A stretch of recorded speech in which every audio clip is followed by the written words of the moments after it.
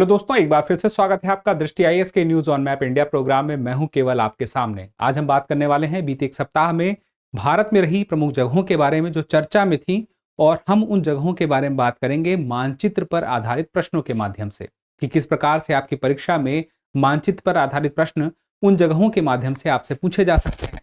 तो आपका current affair भी तैयार होगा, आपका भूगोल भी तैयार होगा, और भारत को बेहतर तरीके से जान भी पाएंगे। तो इन सारी बातों को हम कवर करने वाले हैं न्यूज ऑन मैप प्रोग्राम में। लेकिन सबसे पहले जिसका आपको था इंतजार वो आ चुका है। स्पेशल ऑफर आ चुका है गणतंत्र दिवस के इस पावन अवसर पर, इस शुभ अवसर पर 20 से 50% तक का आकर्षक डिस्काउंट। और यह डिस्काउंट रहेगा, याद रखिएगा, 21 से 25 जनवरी तक, यानी कि 5 दिनों का डिस्काउंट है। 20 से 50% तक का है। और डिस्काउंट है किसमें? जो भी दृष्टि आईएएस के दृष्टि लर्निंग ऐप पर मौजूद ऑनलाइन कोर्स है, पेन ड्राइव कोर्स है, या फिर कोई टेस्ट सीरीज है। आप चाहे आईएएस की तैयारी कर रहे हैं, चाहे पीसीएस की तैयारी कर रहे हैं, चाहे किसी टीचिंग एग्जाम की तैयारी कर रहे हैं, या वो सारे के सारे कोर्स जो कि दृष्टि लर्निंग ऐप पर मौजूद हैं, उन सब पर ही आपको डिस्काउंट मिलेगा। तो आप चाहें तो ऐप को एक बार इंस्टॉल करके चेक कर लीजिएगा, और जो भी जरूरत है आपकी तैयारी के लिए, जो आपको और बेहतर करती है आपकी तैयारी के लिए, आप उसका लाभ उठा सकते हैं। और कोई जानकारी चाहिए तो इस नंबर पर आप कॉल भी कर सकते हैं। और जल्द से जल्द अगर आपको अपनी सीट बुक करनी है तो डिस्क्रिप्शन में लिंक मौजूद है, उसे ओपन करके फॉर्म फिल करके अपनी सीट बुक कर सकते हैं। तो चलिए शुरू करते हैं हमारे पहले प्रश्न यानी कि अभ्यास प्रश्न से। सवाल देखिए, कृष्णा गोदावरी बेसिन मुख्य रूप से भारतीय राज्य में स्थित है। राजस्थान, कर्नाटक, आंध्र प्रदेश और महाराष्ट्र। अब देखिए, कृष्णा गोदावरी बेसिन मुख्य रूप से किस भारतीय राज्य में स्थित है? इसके बारे में जो आपको जानना है वो ये जानना है कि ये बेसिन मुख्य रूप से कहां पे आपको एक साथ देखने को मिलता है। तो वह इस क्षेत्र में मिलता है। अब ये क्षेत्र कौन सा है? यह जो क्षेत्र है, उस क्षेत्र के पहले जान लीजिए कि ये दोनों नदियां आती कहां से है। कृष्णा नदी की अगर हम बात करें तो कृष्णा नदी जो है वह आती है आपकी मध्य महाराष्ट्र से, और गोदावरी भी आती है महाराष्ट्र से। लेकिन कृष्णा नदी आती है महाबलेश्वर से और गोदावरी आती है त्र्यंबकेश्वर से। अब थोड़ी सी जब इसको आगे बढ़ते हैं तो ये दोनों नदियों का जो बेसिन है कृष्णा गोदावरी का, वो आपका आता है आंध्र प्रदेश में। इन दोनों नदियों का मिला के एक जो बेसिन बनता है वह आंध्र प्रदेश में है। और बेसिन का मतलब क्या है? बेसिन का मतलब है कि उसकी जो सहायक नदियों का भी जो क्षेत्र होगा, जल निकास का जितना भी क्षेत्र होगा, उससे संबंधित पूरा का पूरा क्षेत्र। अब ये चर्चा में क्यों है? बात ये आती है, दरअसल यहां पर कच्चा तेल निकालने की प्रक्रिया की शुरुआत हो रही है। उस कच्चे तेल को निकालने की वजह से यह जो क्षेत्र है चर्चा में है। तो इसका विशेष ध्यान रखिएगा। तो अब जो सवाल था तो उसका जवाब है सी, यानी कि आंध्र प्रदेश। अब चलिए अगला देखते हैं। गंगा सागर मेले के संदर्भ में निम्नलिखित कथनों पर विचार कीजिए। हाल ही में कुछ दिन पहले ही मकर संक्रांति के आसपास ही गंगा सागर मेले का आयोजन हुआ। इसी से संबंधित यह प्रश्न बनता है। अब प्रश्न क्या है? देखिए, सबसे पहले स्टेटमेंट, इसका उल्लेख रामायण और महाभारत जैसे महाकाव्यों में किया गया है, जिसका अस्तित्व 400 ईसा पूर्व बताया जाता है। यह मेला सागर द्वीप पर आयोजित किया जाता है। तीसरा है, सागर द्वीप गंगा ब्रह्मपुत्र डेल्टा का सबसे पश्चिमी द्वीप है जो पश्चिम बंगाल में स्थित है। यह हुगली नदी के मुहाने पर स्थित है। अब चलिए देखते हैं कितनी बातें इसमें से सही हैं, कितनी बातें सही नहीं हैं। तो जो पहली बात है वह यह है कि पश्चिम बंगाल में ही एक सागर आइलैंड है, और यहीं पे गंगा सागर है, और यहीं पे गंगा सागर का मेला लगता है। अब आप देखिए, हुगली नदी यहां लिखा हुआ है, तो हुगली नदी के मुहाने पर है। अब यहां पे कुछ और बातें, पहले हुगली नदी के मुहाने पर यह सही हो गया, यह मेला सागर द्वीप पर है, और यह सागर द्वीप कहां पे है? वेस्ट बंगाल में है, तो याद रखिएगा। अब यहां पे देखिए तीसरा स्टेटमेंट, सागर द्वीप गंगा ब्रह्मपुत्र डेल्टा का सबसे पश्चिमी द्वीप है जो पश्चिम बंगाल में है। तो बिल्कुल यह पश्चिम बंगाल में है, गंगा ब्रह्मपुत्र नदी का डेल्टा क्षेत्र है। अब एक और बात आती है कि पहली वाली की रामायण और महाभारत जैसे महाकाव्यों में इसका उल्लेख किया गया है, तो बिल्कुल इसका उल्लेख मिलता है। आप सोचिए कितनी पुराना मेला है ये। अब एक और बात, कालिदास की जो रचना है रघुवंशम, उसमें भी इसका जिक्र मिल जाएगा। तो इसका मतलब बहुत समय से यह मिला लग रहा है। तो चारों के चारों स्टेटमेंट अगर सही हैं तो हम क्या कहेंगे? उपर्युक्त सभी। चलिए अगला देखते हैं। निम्नलिखित कथनों पर विचार कीजिए। इथाई बांध मणिपुर नदी पर बनाया गया है। दूसरा है, यह लोकटक झील में पानी की पर्याप्त मात्रा बनाए रखने के लिए एक कृत्रिम जलाशय के रूप में कार्य करता है। तीसरा है, बांध के कारण पानी का स्तर साल भर ऊंचा बना रहता है, जिसके परिणाम स्वरूप कुमुदी धीरे धीरे पतली हो रही है और टूट रही है। यहां पर एक नाम आया है फुमदी। देखिए, जो क्षेत्र तैरता हुआ छोटे छोटे जो द्वीप हैं उन्हीं को हम कह सकते हैं फुमदी। तो ये तैरता रहेगा पानी पे, ठीक है। तो अब यहां पे तीन बातें हैं, तीनों में से कौन सी इसमें से गलत है ये पूछ रहा है। सवाल यह भी पूछ सकता है कि उपयुक्त में से कौन सा कथन सही नहीं है, तो उसका मतलब भी वही हो गया कि कौन सा कथन गलत है। चलिए, इथाई बांध मणिपुर नदी पर बनाया गया है। दरअसल देखिए,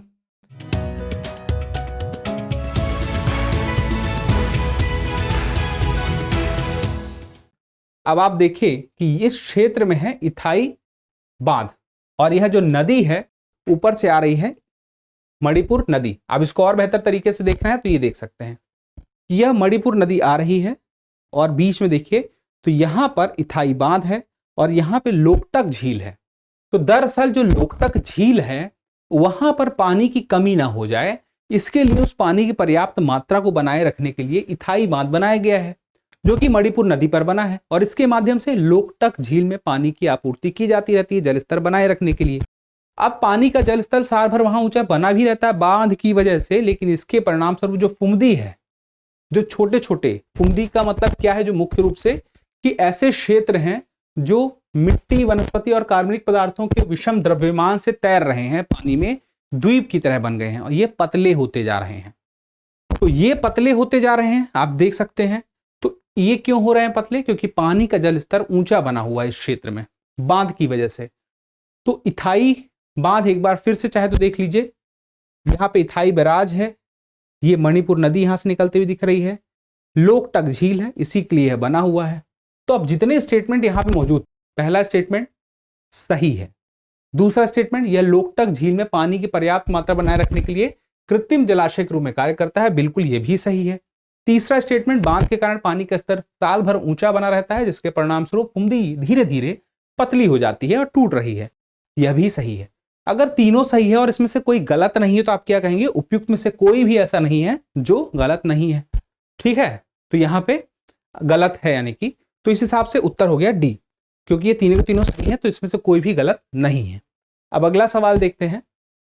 निम्नलिखित कथन पर विचार कीजिए। मानस नदी दक्षिणी भूटान और भारत के बीच हिमालय की तलहटी में एक सीमा पार नदी है। दूसरा है संकतेंग वन्य जीव अभयारण्य भूटान के पूर्व में अरुणाचल प्रदेश राज्य में स्थित है। अब यहां पे देखिए पूछ रहा है कि उपयुक्त कथनों में से कौन सा ऐसे सही है या है। ध्यान रखना है केवल एक, केवल दो, एक और दो, दोनों, ना तो एक ना ही दो। अब पहला वाला देखिए, मानस नदी दक्षिणी भूटान और भारत के बीच हिमालय की तलहटी में एक सीमा पार नदी है। क्या सच में ऐसा है? चलिए देखते हैं। जो मानस नदी है भूटान से निकलती है, भूटान की 4 प्रमुख नदियों में से एक है, और भूटान से देखिए निकलती है और ये आगे जाके ब्रह्मपुत्र में मिल जाती है, यानी कि यह जो ब्रह्मपुत्र नदी है उसकी सहायक नदी है।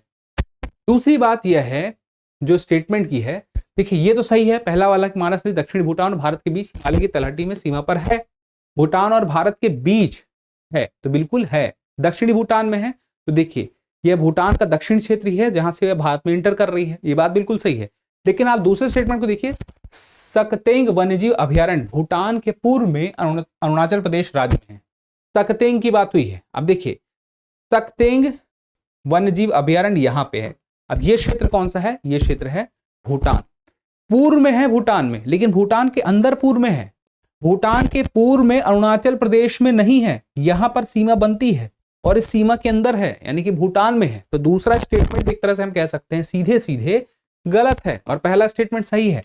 तो कितने सही हैं? केवल एक सही है, ठीक है। अब चलिए अगला सवाल है, दंडकारण्य वन के बारे में निम्नलिखित में से कौन सा कथन सही नहीं है? सवाल देखिए, पहला ही यह महानदी और गोदावरी नदी द्वारा अपवाहित है।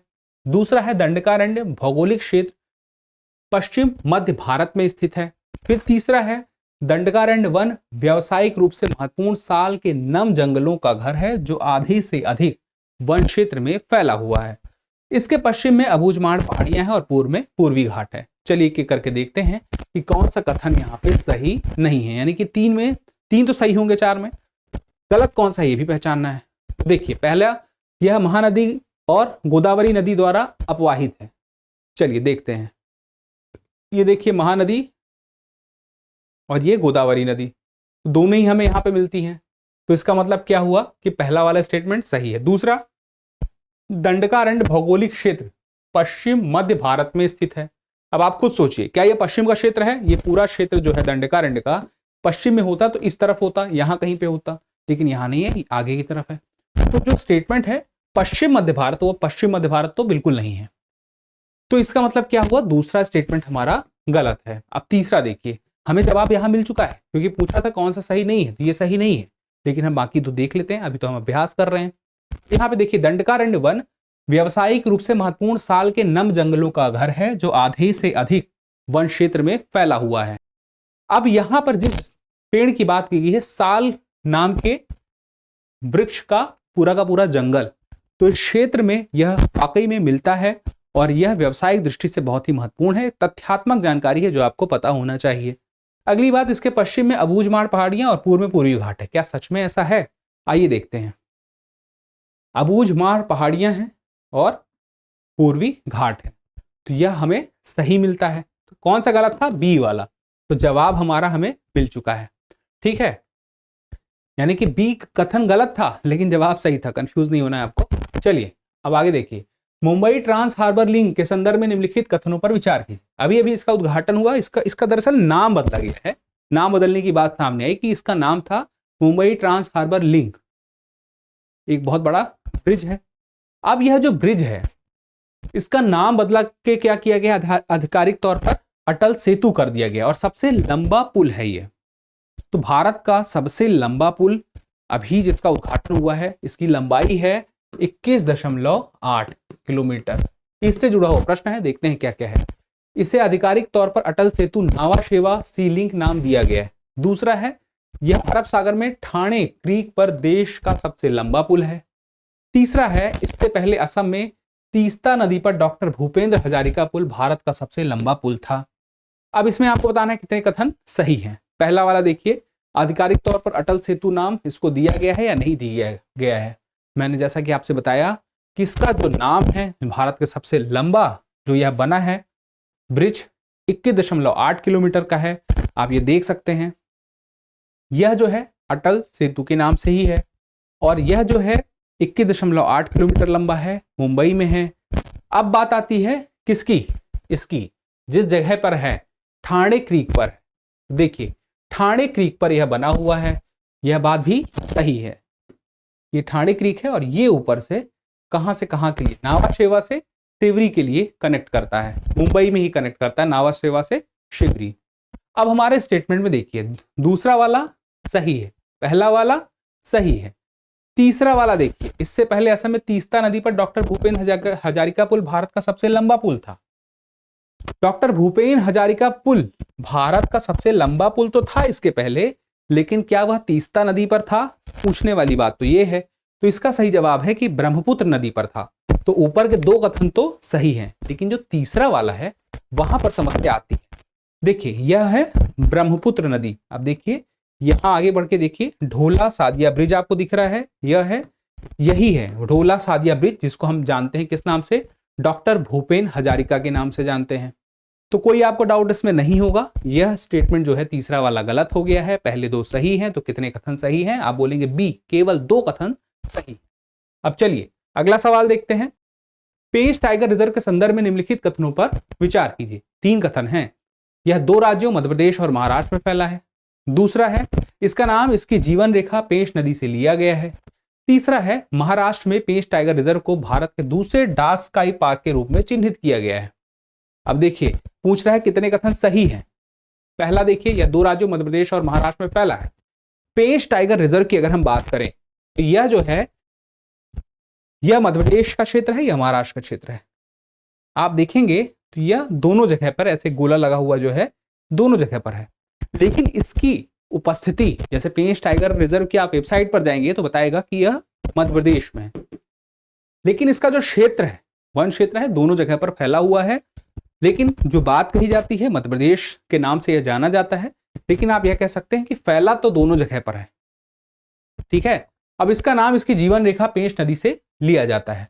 तो यहां पर जो पेंच टाइगर रिजर्व है, यहां पे एक नदी है पेंच नदी।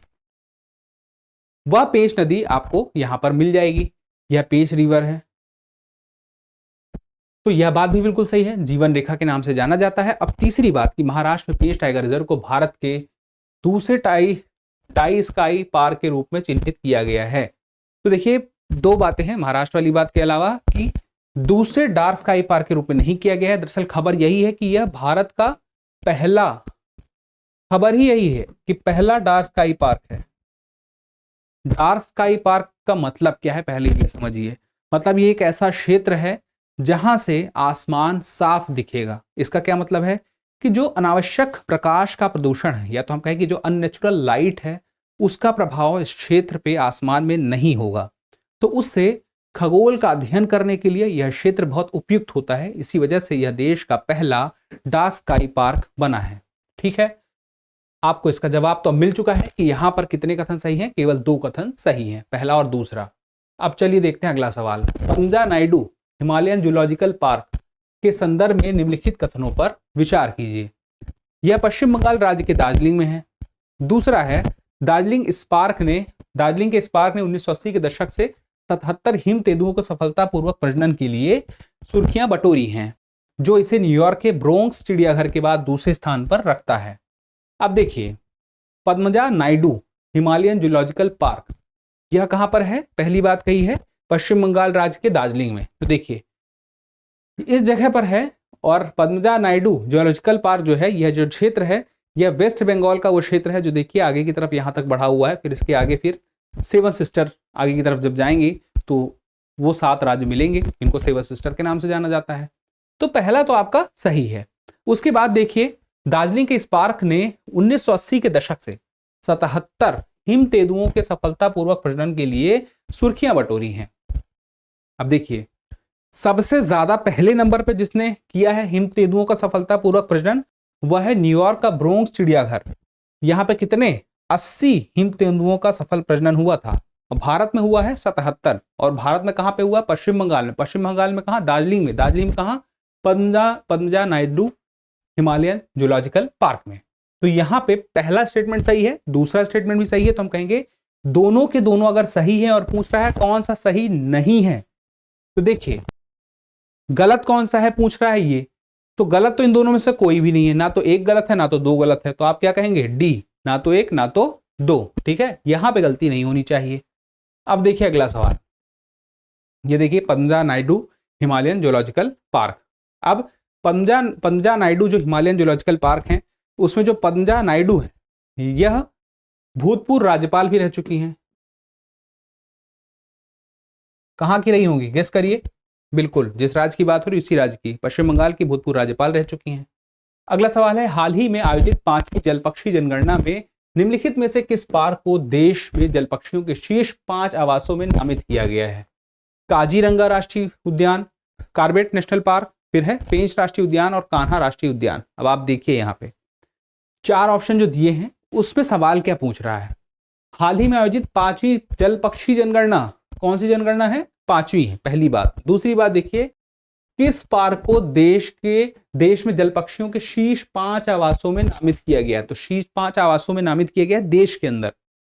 और ये 4 नाम है। तो जो सही जवाब है वह आपके सामने है, असम का काजीरंगा नेशनल पार्क। तो कौन सा है?